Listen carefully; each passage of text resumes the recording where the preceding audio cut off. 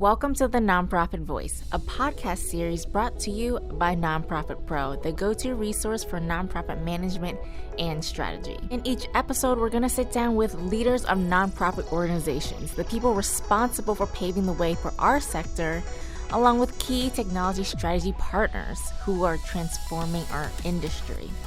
Here at the NonProfit Voice, we'll have refreshing conversations in which we will all learn more about the convergence of nonprofit and technology. Be sure to follow us on social media and visit our website to find more episodes of the NonProfit Voice.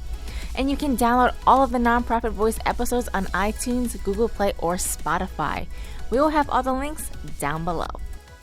Hey, what's going on, everyone? Welcome back to the NonProfit Voice. I'm Nhu Te, Editor-in-Chief of NonProfit Pro, and I'll be your host for today's episode. And as always, thank you so much for joining us today. So joining me today on today's podcast is Laura Deaton, Executive Director of Multiplier. I'm really excited to have Laura on the show today as she has a wealth of knowledge on our topic of discussion, which is grant funding tips for nonprofits, but she also is this year's NonProfit Pro Lifetime Achievement Award recipient. Hi, Laura. It's so nice to have you on here. How are you doing today? Hi, Nia. I'm great. How are you? I'm doing very well. All right. So before we jump into today's topic, I always get us started by having our guests talk a little bit more about the organization they work for. So, share your background with me and the people listening today and how you found yourself at Multiplier. Sure. Before becoming a full-time mom, my mother was a psychologist way back when, and she worked with troubled teens. And I think I inherited the helping gene from her.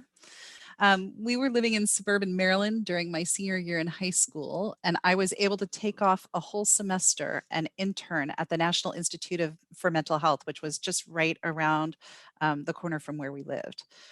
My work there involved helping further research around bipolar depression, which way back then, which was like the early 80s, was a disorder that was still very poorly understood by both doctors and the general public at that time.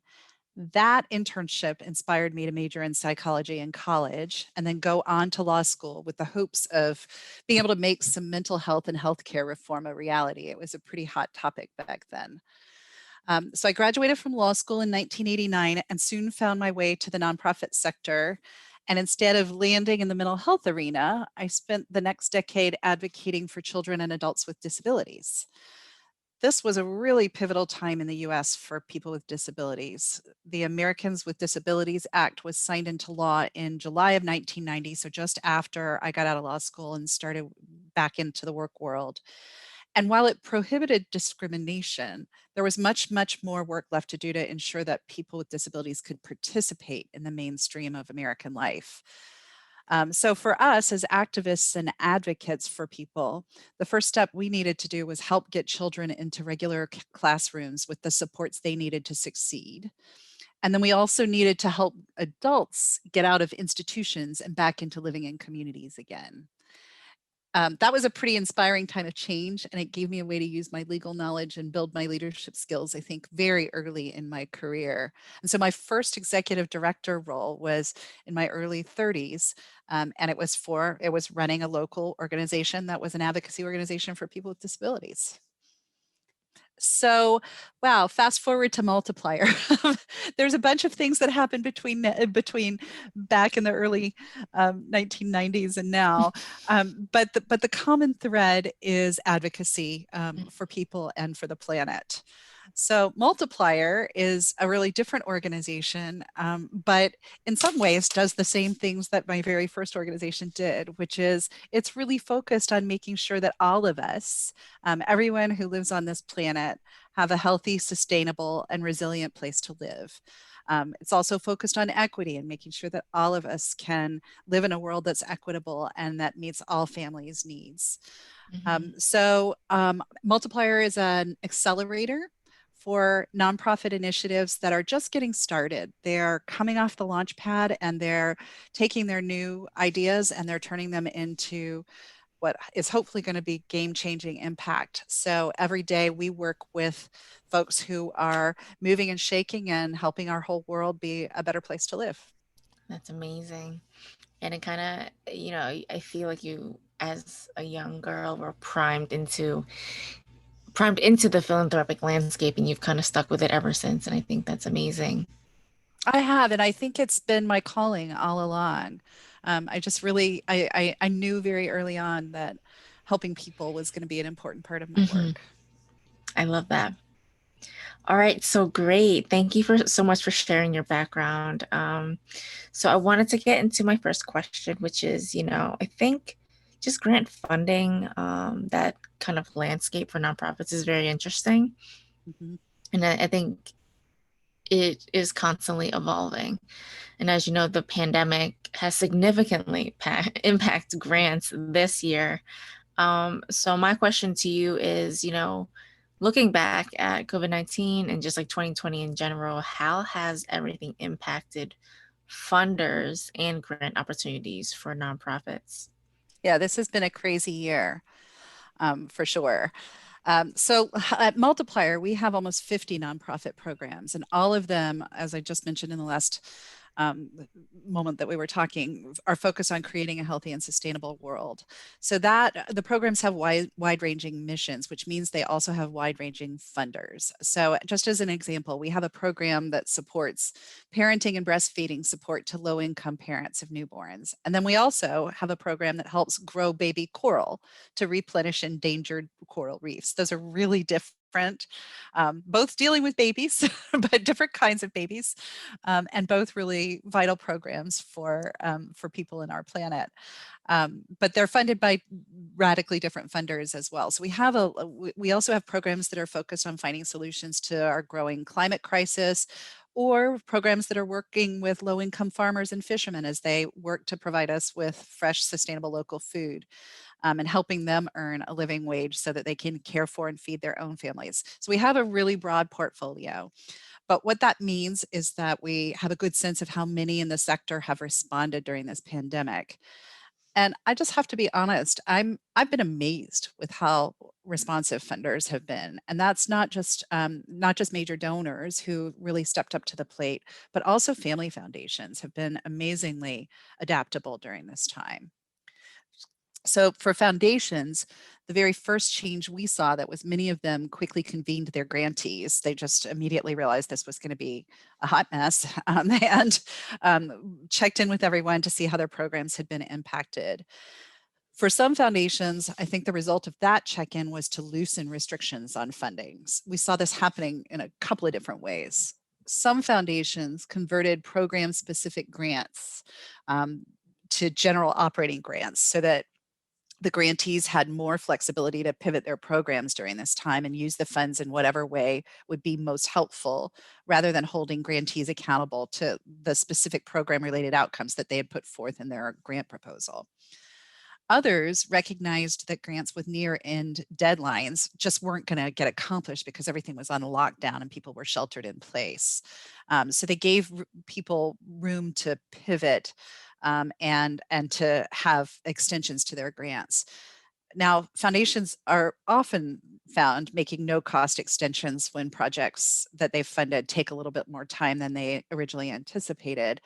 But a no cost extension really means that they don't increase their funding, they just increase the time it takes for the grantee to deliver on its outcomes.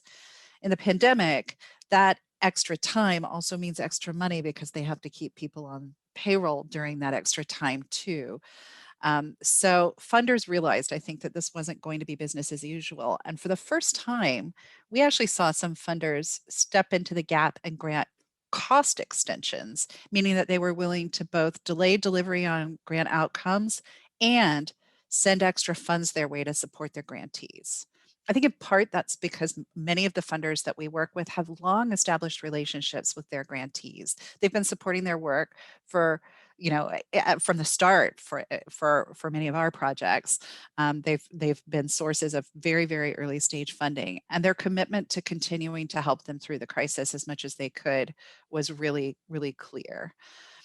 Um, I think that I think that The other piece that we saw is some donor advised funds really quickly jumping into actions because they're a little more nimble than family foundations that have a lot of grant related processes that they have to go through and board approvals that are necessary and those kinds of things.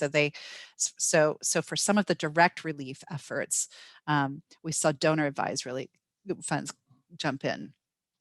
I think they also, we saw some peer pressure from high net worth donors to increase giving from donor advised funds because it was clear that this was a potential impending nonprofit crisis. And I think that's particularly true for nonprofit programs that provide direct services like daycares and after school programs and senior centers, or others who were forced to shut their doors. So for us, the projects that were hardest hit were our sustainable food and agriculture projects, particularly for those who sold directly to restaurants and other retail establishments that were now closed. I think one of the coolest relief programs that a donor advised fund stepped up to fund for our projects was a direct relief program that provided grants to local fishing associations and coastal communities throughout the US to purchase fish from sustainable local fishermen and then donated that purchased fish to food pantries to help feed other food insecure local families. It's keeping fishermen fishing and keeping community members fed, and is an all-around win-win situation for coastal communities throughout the US, many of whom were also hit hard from one of the hardest hurricane seasons ever in the US. So I should also mention that for some nonprofits, the federal payroll protection program helped take the pressure off of payroll for a few months too. But for many nonprofits, they weren't either able to access that because they didn't have well-established relationships with banking institutions, or it just simply wasn't enough. Awesome. It's really interesting to get insight from a funder's point of view. Because I mean, in my perspective, at least, the people that I speak to are usually nonprofits. So I love how you kind of like looked at the broad scope of things and kind of like gave prime examples of everything that you've experienced and seen over these past few months. I've been really impressed by how fast the sector responded to help nonprofits that they were already in touch with and already funding. Yeah, and from an outsider's perspective, from what I observed, it looked like there was more opportunities opening up because of the crisis and because nonprofits are such in need of funds, especially during this time going into, year end and everything. And also responding, those who are in the front line responding to the things. So, I mean, what is that transition from, us now going to the end of 2020 into 2021? I should tell our listeners right now that, the election is 2 days away. So when we do publish or post this podcast, it will be election day. And I know that may or may not affect the grant landscape. So, like, what are your thoughts on all of that? Yeah, I'm not sure that the election process is going to have an immediate effect, no matter what the outcome is, and I'll tell you why.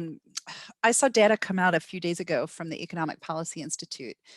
After 7 months of the pandemic, we've lost $225,000 or 225,000 lives to the virus, and I think that's still climbing, and now at a faster rate than it was just a few months back.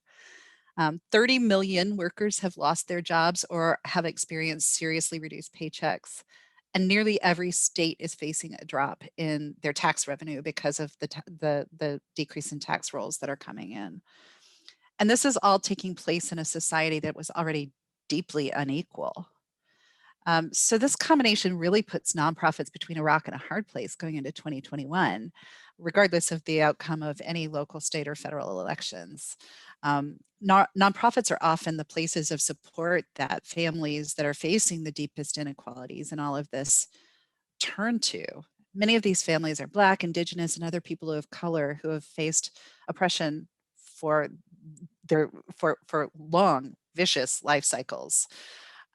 So to provide these services that are a safety net often for those who are facing the deepest inequalities in our country, many nonprofits rely on blended funding, and direct service nonprofits in particular rely on local and state government funding that comes from those local and state taxes.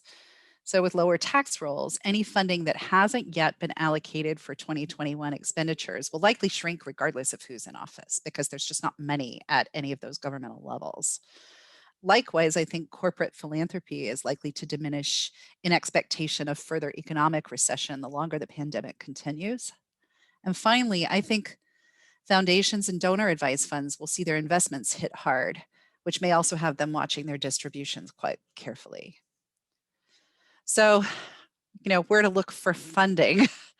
um, my thinking for nonprofits is that they need to have regular dialogues with the same funders that have been supporting them all along, whether they're governmental funders or whether they're private funders, foundations, or private donors.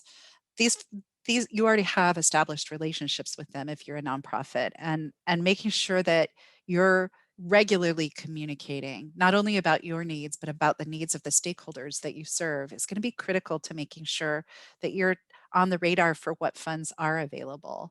And I think making sure that you're looking at your own service offerings and tailoring them to address today's really compelling needs, and taking an offering to your funders that really shows that you're in touch with the realities that we're facing in the US today, and are prepared to make sure that you're addressing those in your community are the best shots that you're going to have at funding going into what's a pretty tight field for nonprofits in general. Yeah, that's an excellent point that you just brought up, which kind of like is a good transition to my next question here. Over the past few years in my role, I've kind of talked to nonprofits and have my observations. And it seems like one of the biggest challenges for nonprofits is not really finding funders, because I think there are a number of opportunities out there for nonprofits. But I think the biggest challenge is trying to stand out in the application process in such a big pool of other nonprofits that are probably doing the same thing, having the same missions. But being chosen as a grantee is, I think, a difficult thing for not some nonprofits or many nonprofits to accomplish. So what's your advice for nonprofits in the initial stages, and how can they better stand out in such a oversaturated crowd? Yeah, I think of critical importance is to have a really, really structured roadmap between where we are today and the vision that you want to see for the future. Often that's called a theory of change in the sector. That means that you understand where we are, that you understand how what you do uniquely contributes to getting from today's point A to the future's point B, and that you have a roadmap for doing so. So in nonprofit speak, that's a theory of change that says here's what we do and here's how the work that we do, that we provide, is important to making the world a better place in the future, and that you have an outcomes framework and a path to impact that says we're going to do these behaviors, they're going to generate these outcomes, those outcomes are going to generate this impact, and the world's going to be a better place. So it's really just being very, very focused on the value that you add and being clear about your approach to doing that. I think that the nonprofits that are looking at really, really being able to document with data behavior change or a changing condition. For instance, helping someone who's unemployed actually find work. That's a changing condition. Or changing behavior for folks that that need to learn something new, not just teaching them something, but making sure that what you've taught them is making a difference in their lives. The folks that can move closer to real behavior change and measuring that, and the folks that can move closer to measuring actual condition change, are the folks that are going to get funded. Today's funders really want to see impact happen, and they want to know that you can get it there and that you can count it. And so I just really think that those who come with a data-driven approach to their proposal, and who can not only demonstrate statistics about the compelling need now, but also a model that shows that they know how they're going to make change, will give them put them at the top of the stack. That's fantastic. And I mean, you work with a number of nonprofits. Are there any tips you would give nonprofits who are in the application process, or are there any mistakes that you've commonly seen that you would advise nonprofits to kind of avoid? Yeah, I think one of them is kind of surprising, but many nonprofits, I think, come in with a scarcity mentality. They come in thinking that they're sort of almost pleading for funds, as opposed to doing what I just mentioned, which is building their case for the importance of their work. So I think having done enough research about who else is doing things and what your unique approach is and why it's valuable and what it actually costs to truly build the full program is really, really important.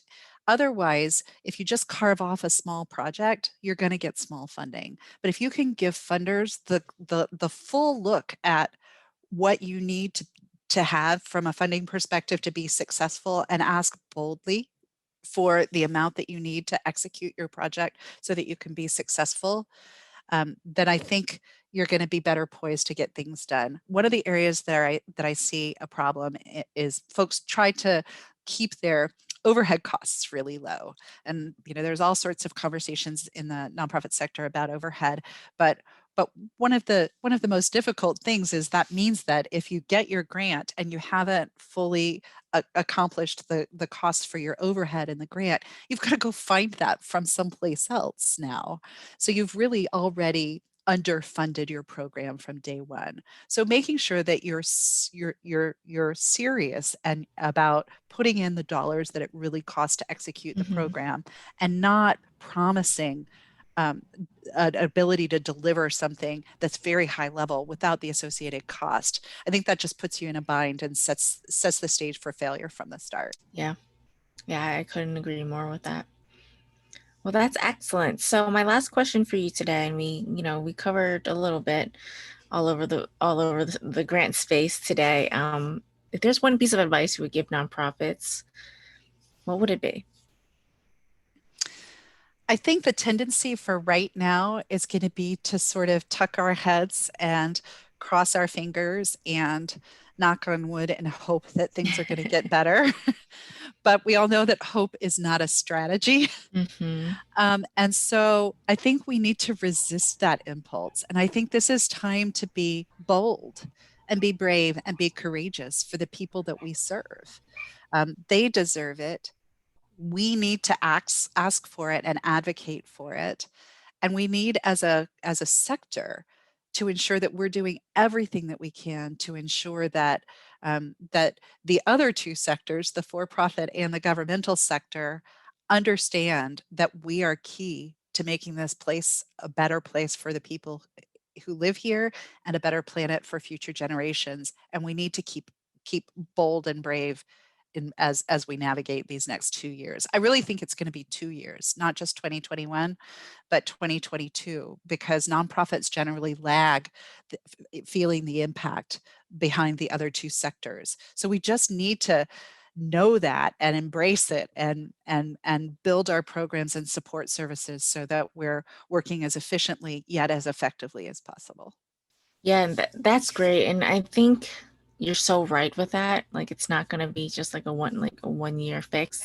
I think the nonprofit sector will continue to feel the impacts of what's happening in 2020, of all the things that are happening in 2020, um, and really be able to, strategize for the next few years and what that looks like. And I think that's how they're going to get ahead. Agreed. Awesome. Well, that wraps it up for today's episode. I want to thank all of our listeners, as always, for listening in to today's podcast. And Laura, thank you so much for, taking the time out of your today's episode to talk about grant tips for nonprofits. We really loved having you on the Nonprofit Voice. Oh, Nate, thank you so much. It was such a pleasure and an honor to be asked to speak. And so, on behalf of Nonprofit Pro, we will see you on the next episode of the Nonprofit Voice. Have a great day.